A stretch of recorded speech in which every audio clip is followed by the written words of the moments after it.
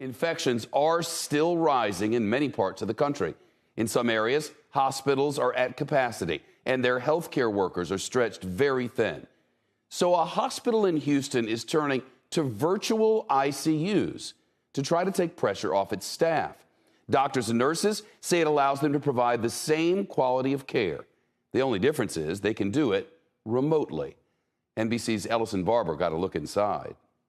This is the operations center in the virtual ICU at Houston Methodist. Right now, registered nurses are able to monitor in real time patients in ICU rooms across all 8 of their hospitals. And if one of their colleagues working on an ICU floor needs some sort of assistance, they're only a push away. Come over here and let me show you how this works. Pretend that I am one of the nurses working in the virtual ICU here. Say I'm looking up here and monitoring different patient numbers, their vitals, and I notice that a COVID patient, their oxygen level seems to be dipping.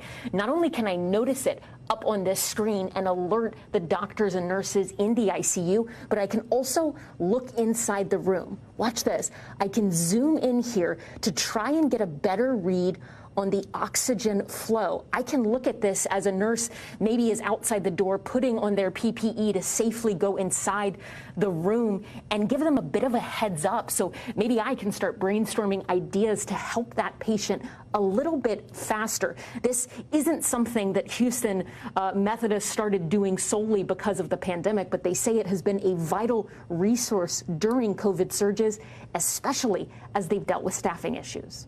Before virtual ICU, it was just me. I had to, if I had a medical ICU patient holding, and I didn't have that doctor to run ideas by, I had to, hey, can you pretty please help me out? Now I don't have to go look for that person. They're right there for me. Boom, just hit the button, and they're my resource. Houston Methodist has buttons in some 300 ICU rooms.